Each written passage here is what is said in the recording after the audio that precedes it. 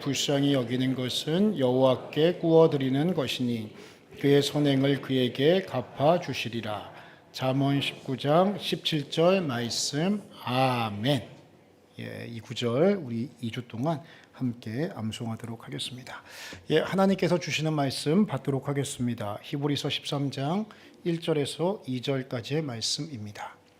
히브리서 13장 1절에서 2절까지의 말씀. 길지 않으니 합독하도록 하겠습니다. 형제 사랑하기를 계속하고 손님 대접하기를 잊지 말라. 이로써 부지 중에 천사들을 대접한 이들이 있었느니라. 아멘. 우리는 일상생활 속에서 종종 이런 경험을 하게 됩니다. 어떤 낯선 곳에 갔습니다. 익숙하지 않은 곳이죠. 그런데 누군가가 먼저 인사해 줍니다. 그리고 잘 오셨다고 이렇게 환영해 줘요. 그러면 낯선 곳인데 마음이 어때요? 편해요. 이전부터 알았던 것 같아. 그런 편안함이 느껴지게 되죠. 그런데 반대로요, 어떤 낯선 곳에 갔습니다. 처음이라 낯선데 그곳에 갔는데 그곳에 있던 사람들이 아는 척도 안 해요. 눈길도 안 줘요. 인사도 안 해줘요. 그러면 어때요? 가뜩이나 마음이 힘들었는데 그 주변의 반응과 또 모습 때문에 더 마음이 힘들어지게 된다는 것이죠. 이것은 한 가지를 보여줍니다. 사람의 마음이라고 하는 것이 내가 어느 곳에서 어떻게 대접받느냐에 따라서 그 사람의 마음이 열리기도 하고 닫히기도 한다는 것이죠. 한 가지 여쭤보겠습니다. 교회는 다를까요? 교회도 똑같죠. 오늘 우리 교회에 처음 나온 어떤 성도가 계십니다. 그런데 큰 용기 내서 고양시내 교회 요즘 참 은혜가 넘친다. 참 좋은 교회다. 아멘이시죠? 표정들이 왜 그러셔요? 우리 교회 이야기예요? 소문이 들려요. 그래서 용기 내서 왔어요. 그랬는데 어떤 문을 열고 들어오자마자 어떤 성도 어서 오셔요. 잘 오셨습니다. 환영합니다. 이렇게 딱 맞아주신단 말이에요. 그러면 어때요? 그분 마음속에 소문이 진짜였구나. 참 좋다. 이제 등록하신단 말이에요. 그런데요, 어떤 성도가 여러 번 교회에 왔습니다. 그런데요, 성도님들이 봐도 그냥 본체만체예요. 그냥 내 자리 가서 그냥 앉기 바빠요. 와도요, 관심도 없습니다. 몇 주 됐어요. 그런데 그분은 교회 들어와도 여전히 교회 안에 있지만 그분의 마음은 어때요? 여전히 이방인으로 이 자리에 앉아 있을 수 있다는 것이죠. 그렇다면 우리는 한번 생각해 보아야 합니다. 과연 교회는 어떤 곳인가? 교회는 어떤 곳인가요? 먼저 교회는 단순한 사람들의 모임이 아닙니다. 단순한 사람들의 모임은요, 교회 아니고도 많이 있어요. 여기 화정역 가시잖아요. 가시면 식당, 술집, 그리고 역 앞에 오늘 등산 가시고 또 다른 모임을 갖는 많은 사람들의 모임이 있습니다. 교회도 똑같은 사람들의 모임인데 교회의 모임은 다르단 말이에요. 왜 다릅니까?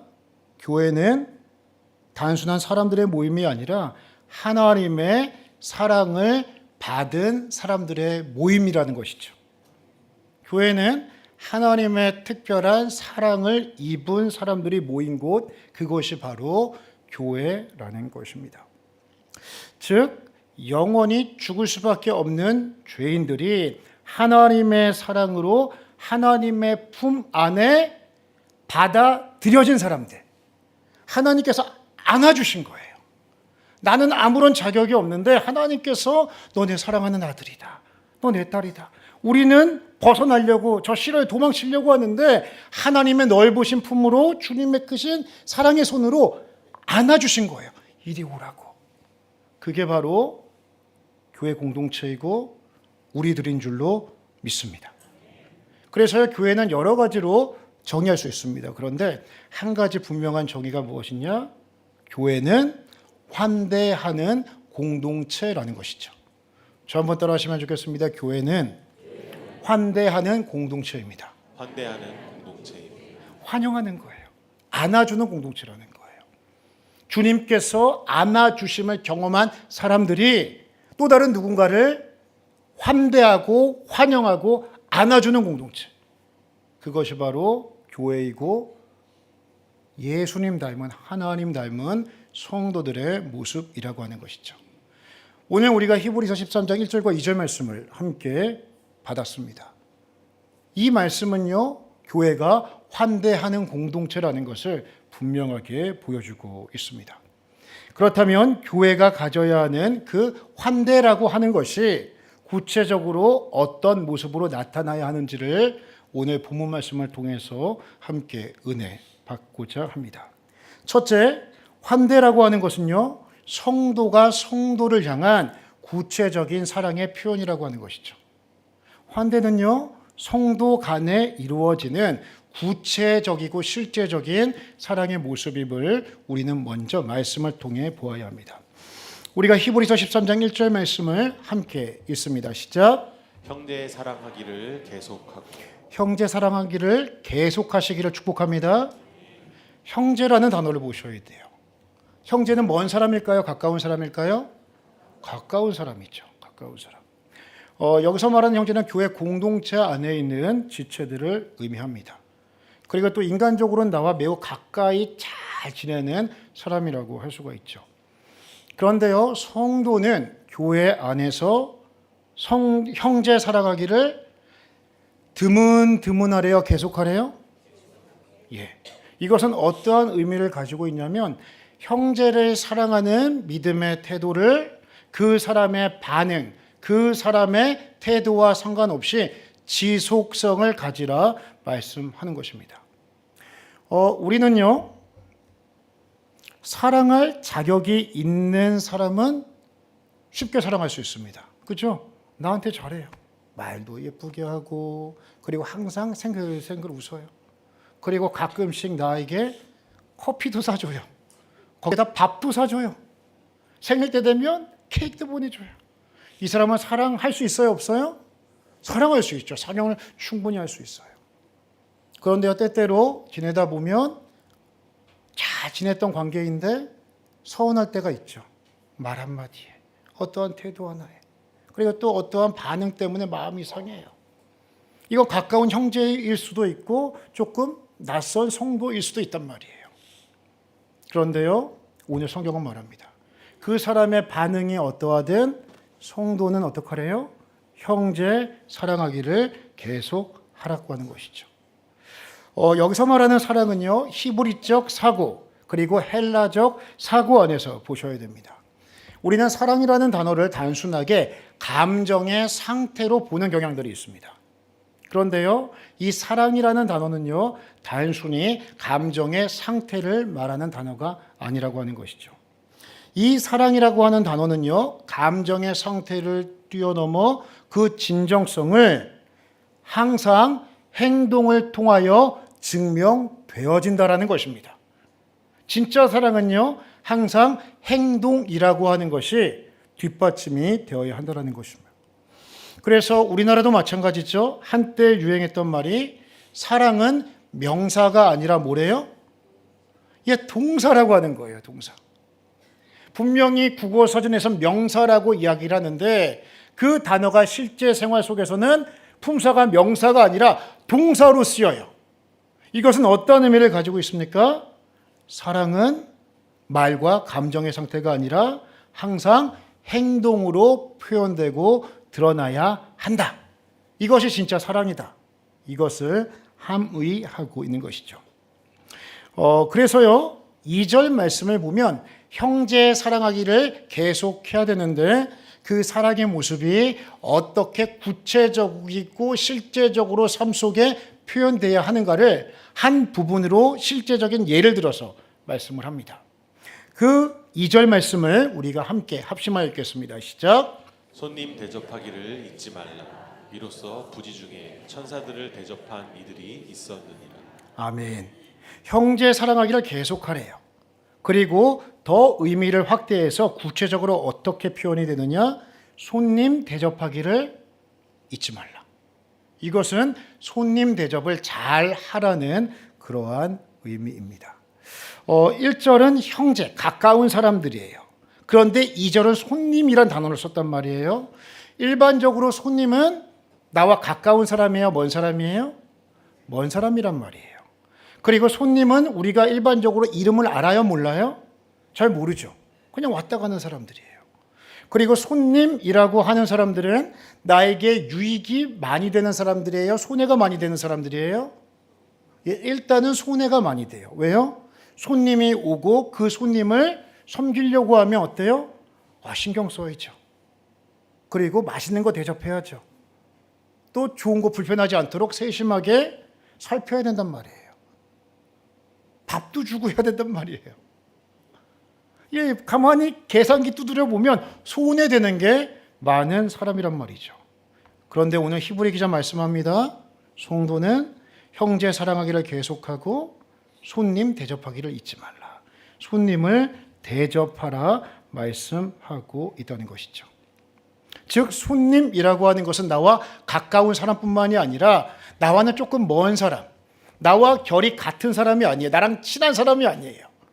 나랑은 조금 관계가 안 좋은 사람, 그리고 나랑 좀 대면대면한 사람, 이런 사람들까지도 세상 사람들처럼 나와 결이 맞지 않는다고 배척하고 무시하고 모른 척하는 것이 아니라 성도는 하나님께서 나를 환대해 주셨던 것처럼 손님과 같은 그 사람, 낯선 그 사람, 계산기 두들겨 보니 나한테 별 이득이 안 되는 그 사람까지도 어떻게 하래요? 환대하라, 사랑하라 말씀하고 있다는 것이죠. 이 말씀은요, 오늘 우리에게 큰 도전을 줍니다. 교회 안에서도 나와 성격이 잘 맞는 사람이 있죠. 그 사람들은요, 우리가 사랑하기를 계속할 수 있습니다. 그런데 교회 안에서도 손님과 같은 사람들이 있어요. 나랑 뭔가 안 맞아요. 결이 안 맞아요. 그리고 생각도 안 맞아요. 대화하면 자꾸 상처만 돼요. 그리고 뭔가 어떤 일에 트러블이 생겨서 조금 이제 멀리하고 있어요. 무시해요, 만나도. 인사도 안 해요. 그런데 그거는 세상 사람들의 수준이다. 정말 구원받은 사람들, 예수님의 제자들은 어떻대요? 그 사람들도 환영하고 환대하는 모습이 있음을 말씀하고 있는 것이죠. 성경적 환대라고 하는 것은요, 나와 잘 맞는 사람만 환대하는 것이 아닙니다. 손님과 같은 그 사람도 환대하는 것. 그것이 바로 성도와 제자, 교회가 갖추어야 하는 성경적인 믿음의 모습이라고 하는 것입니다. 이것이 쉬운 일일까요? 절대로 쉽지가 않습니다. 하지만 우리는 우리의 수준을 세상의 수준에 맞추는 것이 아닙니다.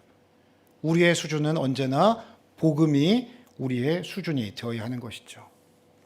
우리가 아무런 조건 없이 하나님과 원수되었던 우리를 하나님께서 예수 그리스도를 통해 무조건적으로 수용하시고 포용하시고 환대해 주셨던 것처럼 복음을 믿는 성도들, 복음을 따르는 성도들은 그 주님의 말씀에, 그 복음의 수준에 순종하며 나아가야 한다는 것이죠.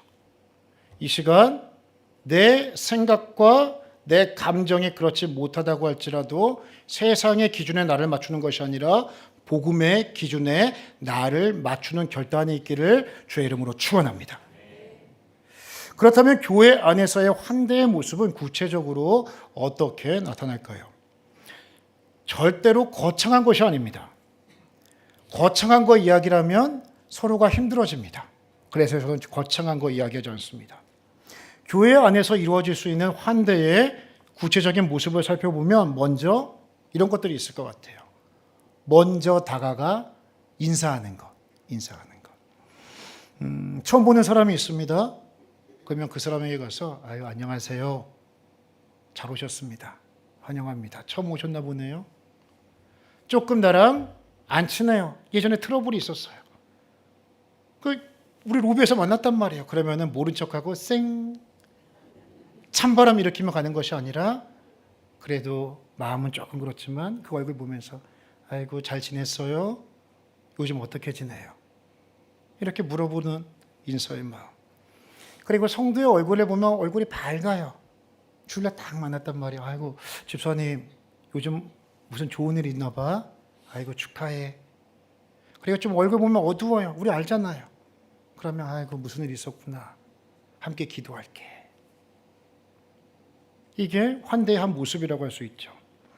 그리고요, 누군가를 만나면 그 사람의 이름을 불러주는 것도 환대의 한 모습인 것 같아요. 우리가 참 좋아하는 시 가운데 안에 김춘수 시인의 꽃이라는 시가 있죠. 이 시를 보면요, 내가 그의 이름을 불러주기 전에는 그는 다만 하나의 몸짓에 지나지 않았다. 그러니까 의미가 없다는 거예요. 무의미해요. 그런데 보십시오. 무의미한 존재가 유의미한 존재로 변화됩니다. 언제요? 내가 그의 이름을 불러주었을 때 그는 나에게로 와서 무엇이 되었대요? 꽃이 되었다. 꽃이라는 게 뭐예요? 아름다운 향기가 있죠. 아름다운 모습이 있단 말이에요. 그러면 내 마음이 어때요? 꽃을 보면 기분 좋아져요. 향기가 나요. 행복해져요. 그의 이름을 불러주었을 때. 이 시간 옆에 있는 그 사람의 이름을 부르면서 이렇게 한번 축복합니다. 제 인생의 꽃이 되어 주십시오. 예, 이름 불러가면서 해주셔요. 이름 불러가면서. 예. 서로가 서로에게 꽃이 되는 고양시내 교회의 모든 성도들 되시기를 축복합니다. 부부간에도 마찬가지 이름 불러주셔요. 그리고 제가 어느 강의를 보니까 행복한 부부 사이가 좋은 그 관계일수록 부부간에 애칭을 불러준대요. 애칭을. 저도 제 아내를 부르는 애칭이 있거든요. 궁금하셔요? 궁금하면 500원. 이게 다시 유행하더라고요. 다음에 알려드리랍니다. 애칭이 있대요. 근데 이름을 또 함께 불러주는 그러한 모습들이 어떻게 보면 서로 환대할 수 있는 그런 하나의 모습이 되는 거죠. 그리고 따뜻한 말 해주는 게 중요해요. 따뜻한 말. 그러니까 우리는 죄인이라 항상 본성이요.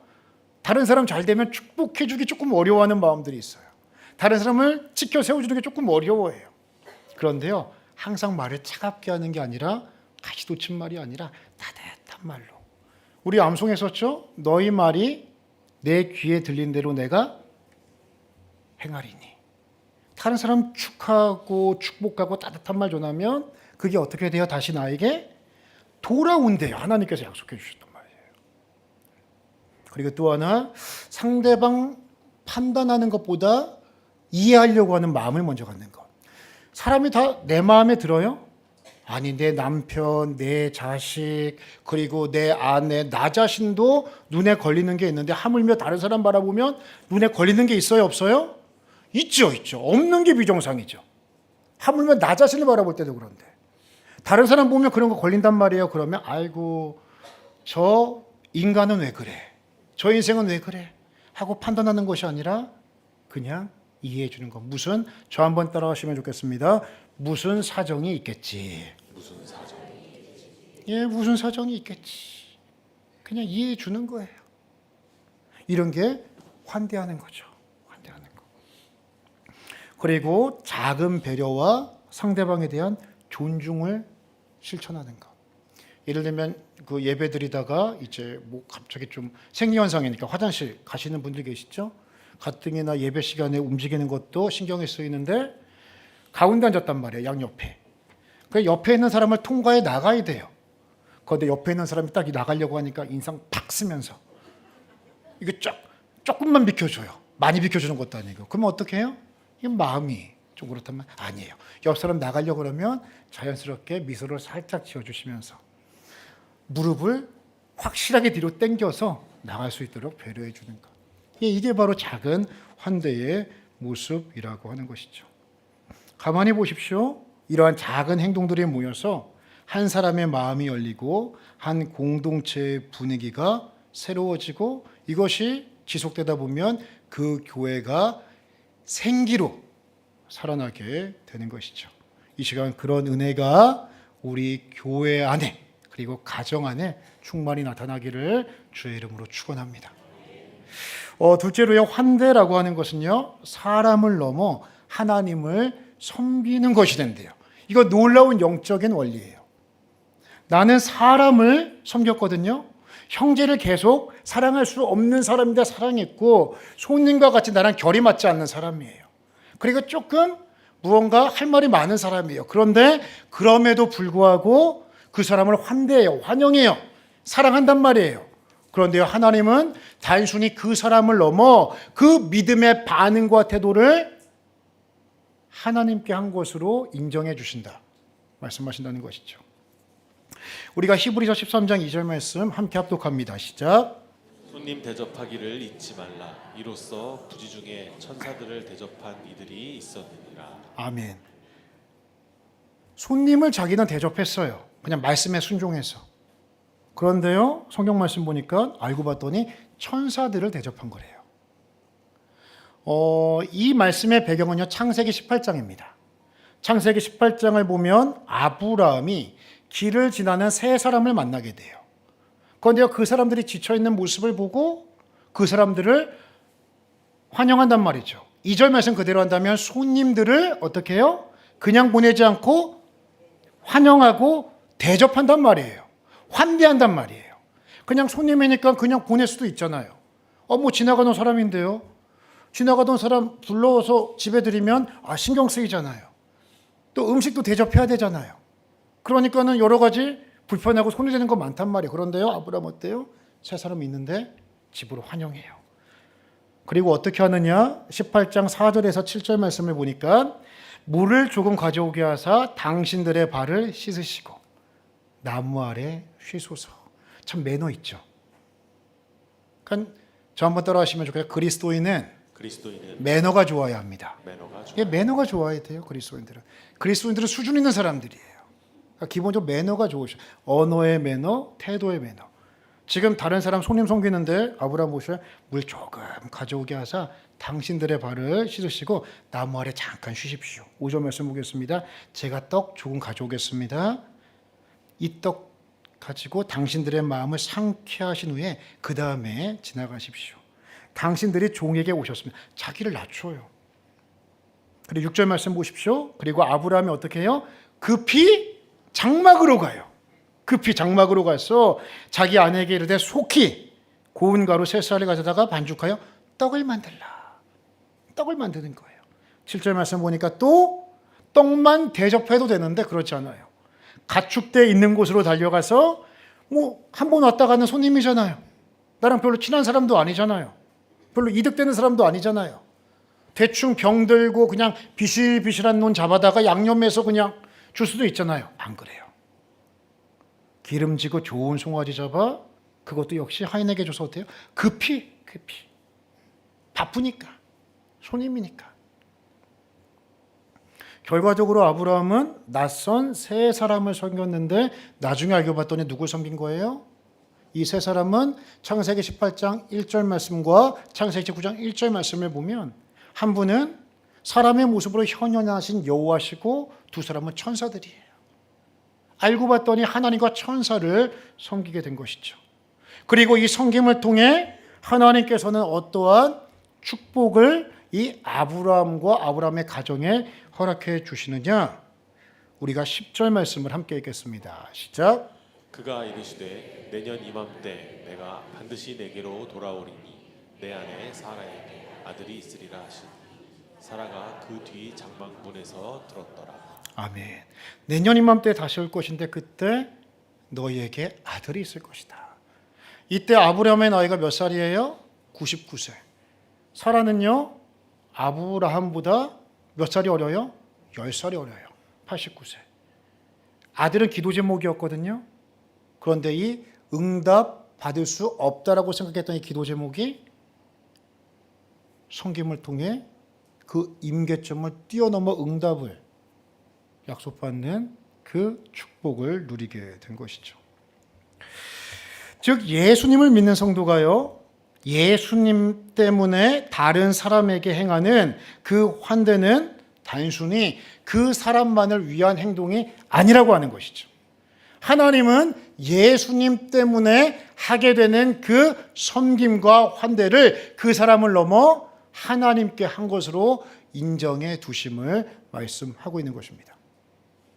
오늘 이거 다 받으셨죠? 이 말씀도 마찬가지예요. 이 말씀 우리 다시 한번 큰 소리로 읽도록 합니다. 시작. 가난한 자를 불쌍히 여기는 것은 여호와께 구워드리는 것이니 그의 선행을 그에게 갚아주시리라. 아멘. 이거 그냥 한 거 아니에요. 오늘 말씀과 연관되어져 있잖아요. 가난한 사람 뭐 그냥 지나칠 수도 있죠. 그런데요, 그 사람을 불쌍히 여긴다고 하는 것은 도와준다는 거예요. 마음으로, 말로. 내게 물질이 좀 넉넉하면 물질 흘려보내준다는 거예요. 그런데요, 보셔요. 하나님은 그 모습을 가만히 지켜보셨다가 이렇게 말씀하신대요. 야, 내가 너에게 빚졌다. 내가 너한테 빚졌네. 그 가난한 자에게 한 것을 하나님께 한 것으로 장부에 기록해 놓으신다고 하는 것이죠. 그리고 약속하시죠. 그의 선행을 반드시 갚아주리라.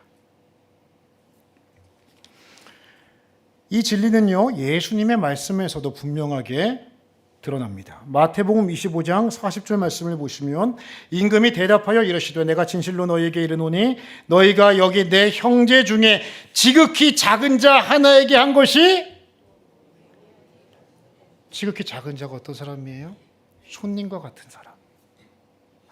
별로 가까이 하고 싶지 않아요. 나랑 안 친해요. 나랑 좀 대면대면한 사람이에요. 나랑 무슨 트러블이 있었던 사람이에요. 좀 멀리하고 싶은 사람이에요. 그렇게 매력적인 사람 아니에요. 그런데요, 지극히 작은 자 하나에게 한 것.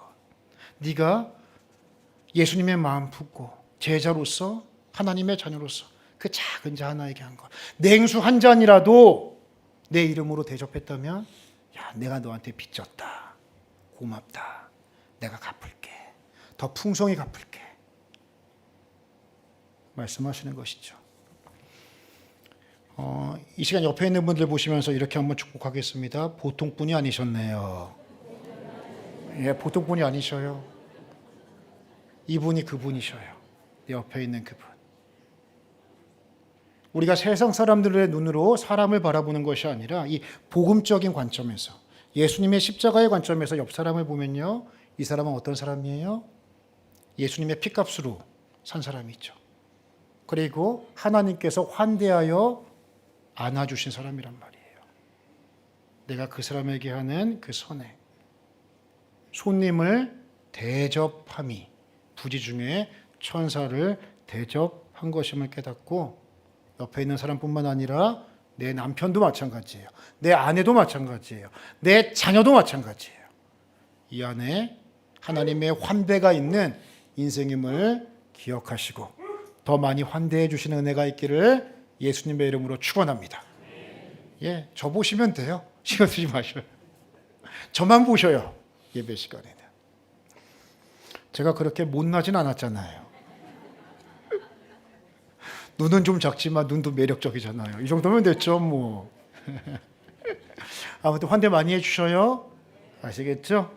자, 세 번째로 환대는 교회의 공동체를 살리고 부흥시키는 하나의 통로가 된다는 것이죠.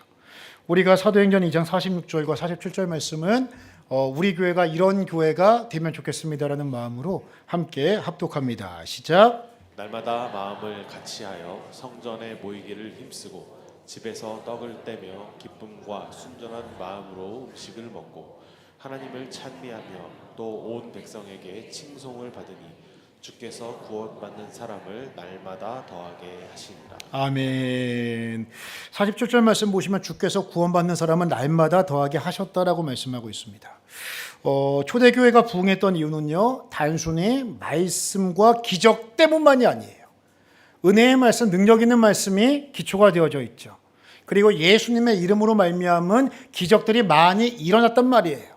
이것이 하나의 기초는 돼요. 그런데 이것만 가지고 초대교회가 날마다 부흥했던 것은 아니라는 것이죠. 한 가지를 더 많이 말씀하고 있어요, 성경은. 그것이 무엇입니까?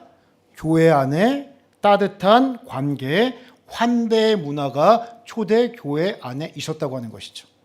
46절 말씀 보실까요? 날마다 마음을 같이하여 어디에 모이길 힘써요? 성전, 예배의 중심의 신앙생활을 했다라는 거예요. 주일 예배 절대 타협하지 않고 수요 예배 있으면 다락방이 함께 모이는 거예요.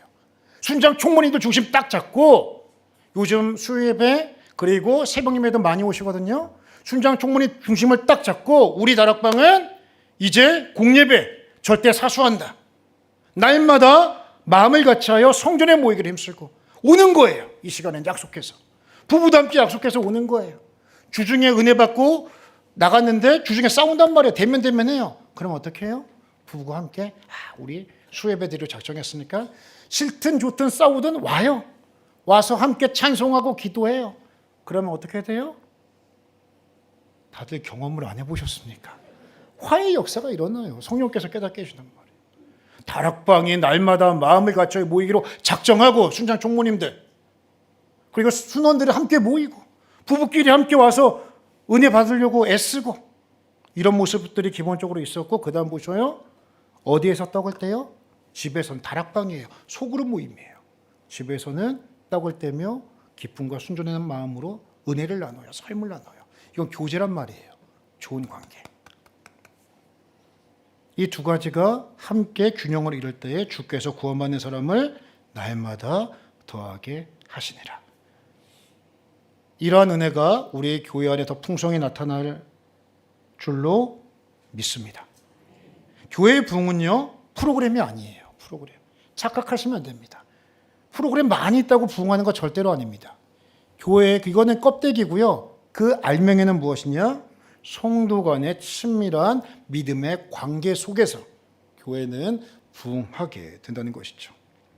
아무리 좋은 말씀이 있고 기적이 나타나고 다양한 교회 프로그램이 있어도 서로 간에 반목되어지고 관계가 깨지고 서로 환대하지 않고 끼리끼리 나랑 친한 형제들끼리만 계속 사랑하고 손님은 대접하지도 않고 나랑 친하지 않다고 결이 다르다고 외면하고 그러면 그 교회는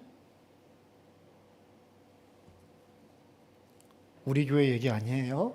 긴장하지 마시고 은혜가 없다. 하나님의 일하심이 없다. 성경은 말씀합니다. 건강한 교회는 이런 교회가 아닐까 싶습니다. 다음 화면을 보시면 제가 초록색을 읽으면 우리 성도님들께서는 검은색 글을 읽으시면 감사하겠습니다. 건강한 교회 공동체, 서로를 세워주는 공동체. 서로의 약점을 지적하기보다 강점을 발견하고 격려하는 공동체. 이제 이렇게 하셔야 됩니다. 예. 실수를 덮어주는 공동체. 정죄하기보다 이해하고 다시 일어설 수 있도록 품어주는 공동체. 기다려주는 공동체. 성장이 더딘 사람도 포기하지 않고 끝까지 함께 걸어가는 공동체. 예, 이런 교회가 건강한 성경적 교회라고 하는 것이죠. 교회 부흥과 성장, 이것은요 억지로 한다고 되는 거 아닙니다. 1인 1전도 말씀드리죠. 이거 하나의 동기부여예요. 그런데 본질적으로는 가장 중요한 게 뭔지 아셔요? 내가 내 삶 속에서 예수님 믿고 예수님 안에 있는 기쁨을 온전히 회복하는 거예요. 찬송과 말씀과 기도 속에 예수님 믿는 것이 얼마나 나에게 큰 의미가 되고 행복하고 그것이 내 안에 가득 흘러넘치면요, 그것이 어떻게 돼요? 내 집에 있는 내 남편, 아내, 자녀에 흘러가는 거예요. 전도하자, 교회 가자. 애쓰지 않아도 내가 예수님 안에 하나님의 선하심을 맛보며 세상이 줄 수 없는 기쁨과 감사, 평안을 내 안에 온전히 예수님 안에 누리고 살아가면 내가 굳이 교회 가자, 용돈 안 줘도 된다, 교회 가자 하지 않아도 그것이 강력한 영적 전도지가 된다고 하는 것이죠.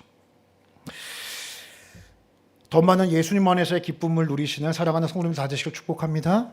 그것이 관계 안에 흘러넘쳐야 돼요. 형제든 손님과 같은 사람이다.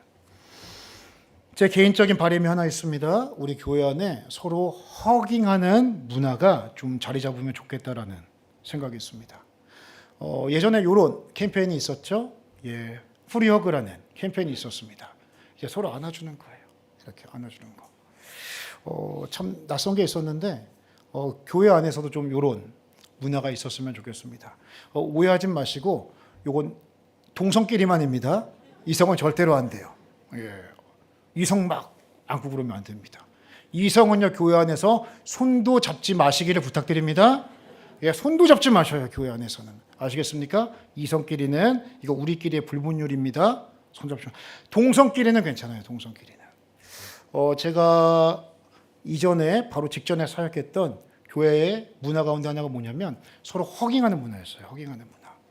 제가 계속 이제 서울 쪽에서 사역을 하다가 이제 이전 교회 사역을 위해서 내려가게 됐는데 그 교회는 가니까요. 뭐 교역자들도 그렇고 이제 성도님들도 그렇고 악수를 하면 무조건 이렇게 끌어안는 거예요.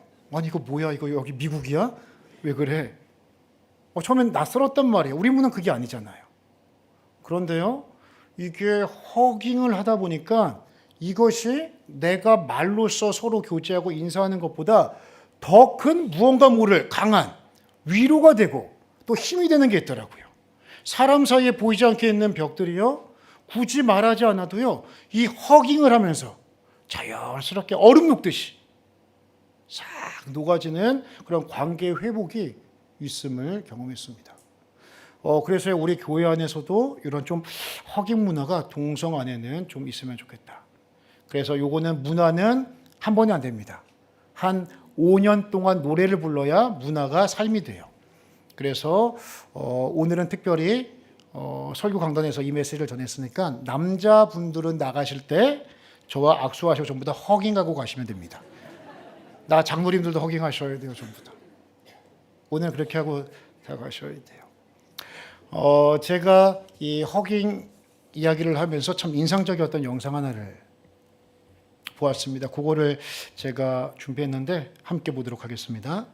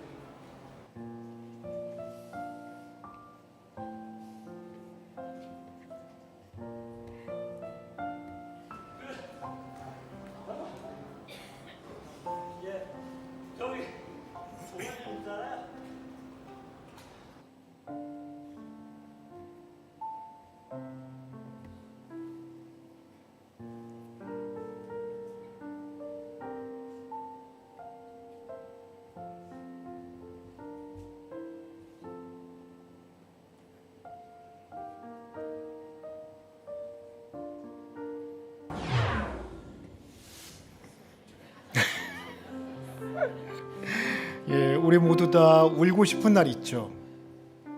모두 다 강한 척하고 아무렇지 않은 척 이 자리에 앉아 계시지만 누군가의 품에 안겨서 한없이 울고 싶은 날이 있습니다. 아마 그 중년의 아저씨가 그랬던 것 같아요. 되는 일도 없고 무언가 너무 내가 초라하게 느껴지고 그러니까 한잔 하신 거죠. 마음의 속상함을, 마음의 분노를 토해낼 길이 없어서 술의 힘을 빌려 지하철 고성방가하는 거예요. 그런데 가만히 보셔요. 경찰은 법대로 해요. 그러니까 논리로 한단 말이에요. 당신 이런 잘못했으니까 당신 경찰서 갑시다. 아저씨 더 발악하죠. 속에 분노가 있으니까, 상처가 울분이 있으니까. 그런데 가만히 보던 청년이에요. 나중에 얼굴 보시면 청년이 묵묵히 다가와요. 아무 말 안 해요. 그 도끼에 가득 차 있는 독사와 같은 그 아저씨, 조금만 건드리면 분노가 화산처럼 터질 그 아저씨를 조용히 안아줘요. 근데 보셨는지 모르겠어요. 그 아저씨가요, 그 청년 품에 안겨요. 기대요. 그리고 울어요. 이 아저씨가. 교회는 이런 곳이에요. 안아주는 곳. 마음에 속상함이 있을 때, 울분이 있을 때 언제나 안길 수 있는 곳. 하나님은 안아주시기 위해 준비하고 계셨고, 하나님의 안아주심을 대신해서 교회 성도들을 하나님은 한 분 한 분 세우셨습니다. 만약 이 자리에 이 아저씨처럼 힘든 분들이 계시다면 주님의 품 안에 온전히 꼭 안기시기를 부탁드립니다. 그리고 이 자리에 앉아 계신 분 가운데 그런 분들이 보이시는 성도님들 계시다면 가서 안아주셔요. 품어주셔요. 하나님께서 우리 한 사람 한 사람과 우리 교회를 상처가 치유되는 공동체, 예수의 사랑이 흐르는 공동체, 하나님께서 기뻐하시는 공동체로 더 아름답게 사용하실 줄 믿습니다. 이 시간 우리 이 찬양 함께하며 은혜 흘려보내면 좋겠습니다. 형제의 모습 속에 보이는 이 찬양 함께하며 주신 은혜 흘려보내겠습니다. 형제의 모습 속에 보이는 하나님 영상 아름다워라. 존귀한 주의 자녀 됐으니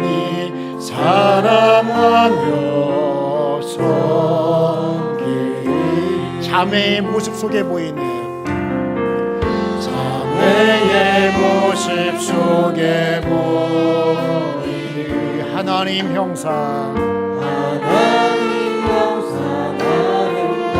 아름다워. 존귀한 주의 자녀 됐으니 존귀한 주의 자녀 됐으니 사랑하며 섬기니. 우리의 모임 중에 임하신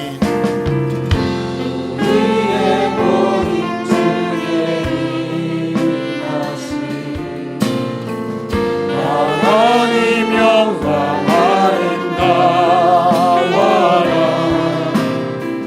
존귀한 왕이 여기 계시니 사랑하며 섬기니.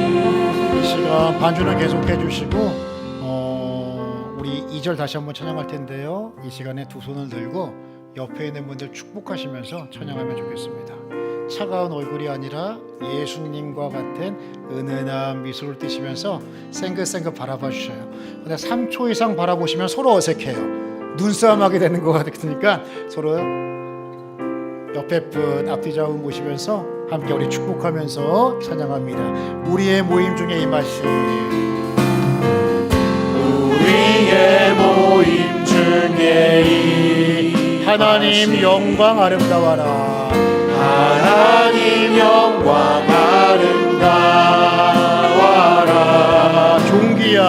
존귀한 왕이 여기 계시니 사랑하며 한 번 더 고백합니다. 우리의 모임 중에 임하신